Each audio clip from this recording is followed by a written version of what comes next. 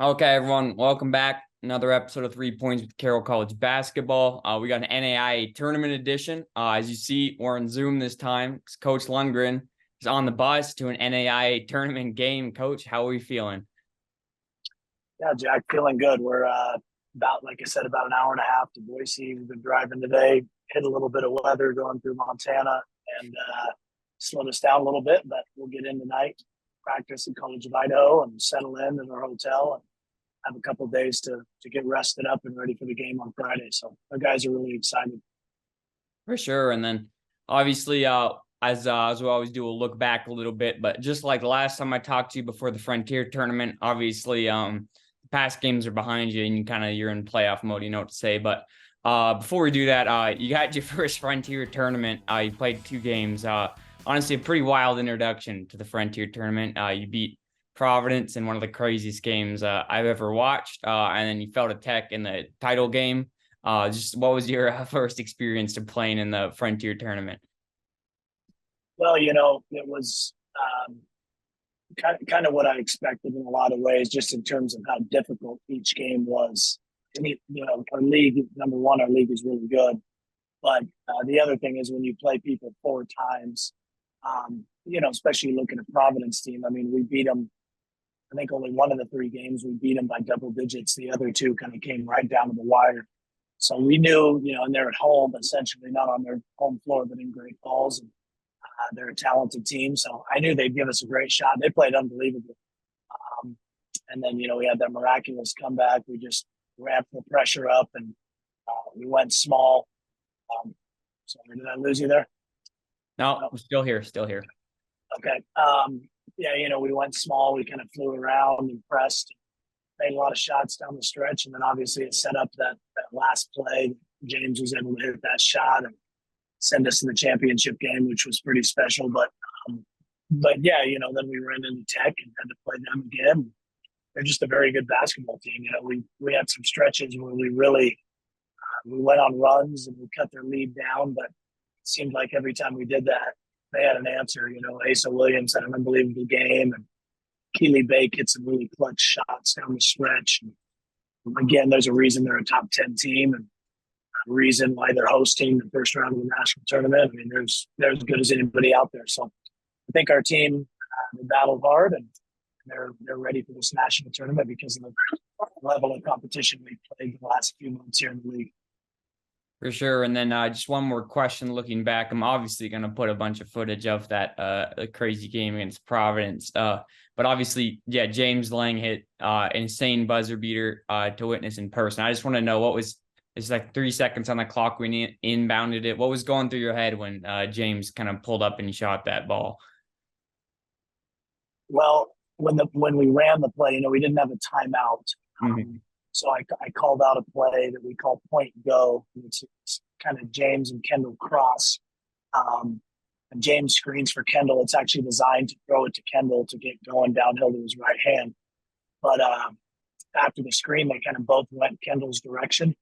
And they left James open, and Guy made a really good read. Guy had been on the bench, and he came in because Andrew had fouled out on the foul on the dunk. And so Guy was not necessarily warm. He'd been out for several minutes. He came in and made the right read and made a tough pass. And what I knew once James got a couple of rhythm dribbles and got his feet set, I'm not going to say I knew it was going in, but I definitely felt like it had a chance, just the way that he was able to gather himself. They weren't able to get the shot contested very well. So still a difficult shot. And, hats off to James. He knocked it down when it mattered.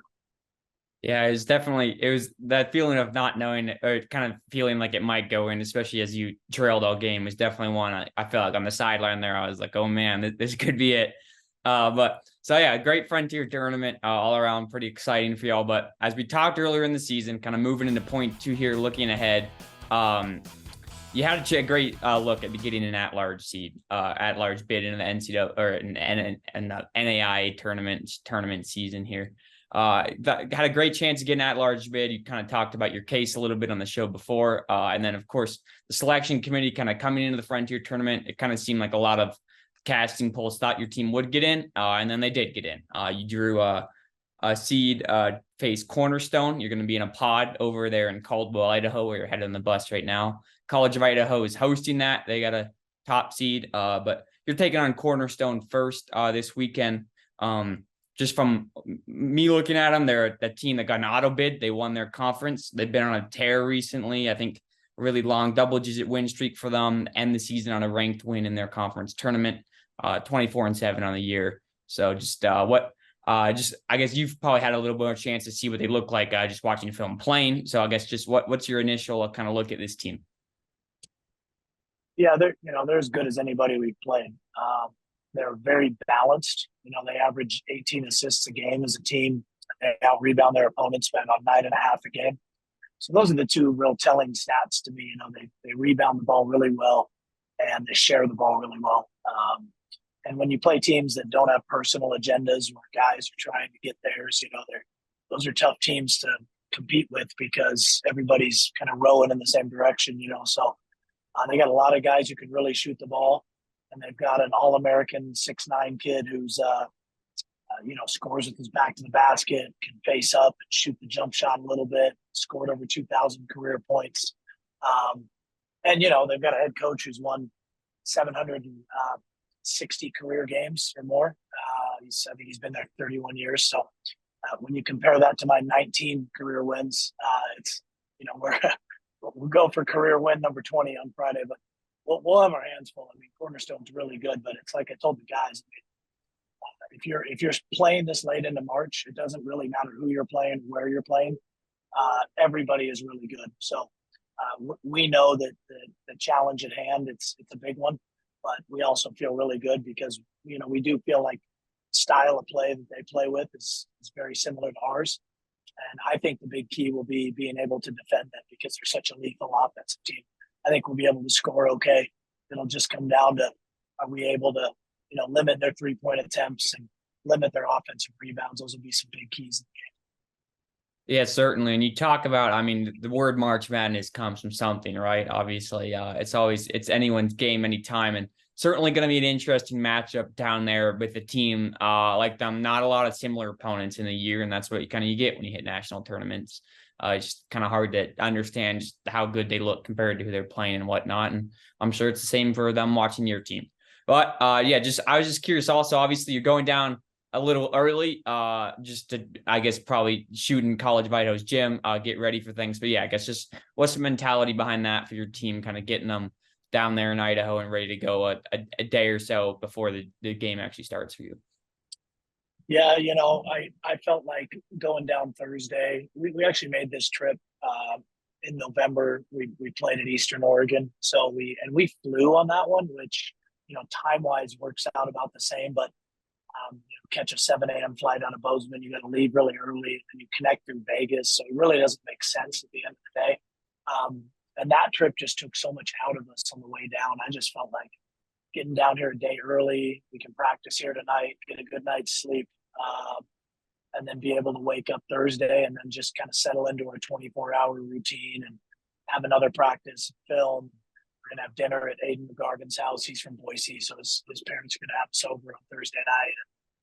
And then Friday, wake up, have our shoot around, and be ready to go at 5 p.m. So I also just wanted them to enjoy this experience. It's an accomplishment at any level to be able to make a national tournament.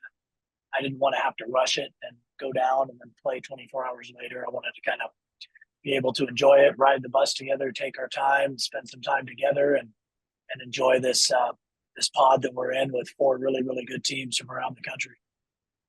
Yeah, for sure. And that's certainly exciting and fun. Just be able to do that, another team bus ride. And it'll be fun to see Aiden McGarvin's family. He said tonight in Boise, you're going to meet with them? That's going to be tomorrow night. Tonight we're practicing, and then we're just going to go to the hotel and shut it down because, we've been on a bus. By the time we get there, it'll be about 8 hours, 8.5 hours. So guys will be tired. Just relax. Not going to watch Montana State basketball there. Headline of the Big well, I've got some of the guys, Josiah Glarsbakes from Missoula. His mom works at works with the basketball team. They want to go to the game tonight, but Coach Wells, our bus driver, is going to be out of his hours, I think. The game doesn't even tip till 9:30. Yeah, 9:30 tip. Yeah, we're about 35 minutes from downtown Boise, so it's probably a little bit of a stretch. It'd be fun to go see the Cat and Grizz play, but it's a business trip. We're down here to rest up and get ready to play Friday. Yeah, certainly. I mean, we got a team down there burning the daylight hours in Boise. Yeah, it's that'd be a stretch, but you got your own thing to focus on, as you said. But yeah, and you'll play Cornerstone, and then if you get past that round in the pod you're in, it's College of Idaho, top seed, or Jessup down there too for anyone interested. But final question, always a fun one.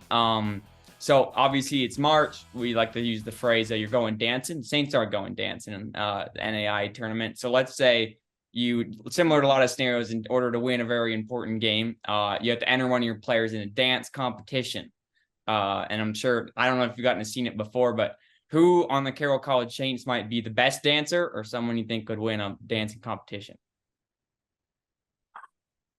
That's an easy one for me. I'm going to go. He's actually sitting right behind me. Okay. I'm going to go with Coach Hobbs. Coach Hobbs, welcome to the show. He's got the Texas two-step down. He's from Houston, so okay. I think if it was a dance competition, he'd be my pick. Okay, I like that, Coach Hobbs. Let's go. Let's go. I too. Awesome. Well, I had to mix it up. I'm always talking about the same guys. Yeah. We got to get a good one. Well, Coach, thanks for joining the show. Good luck. Safe travels down there to Caldwell. And yeah, good luck in the NAIA tournament. Thanks, Jack. Appreciate you.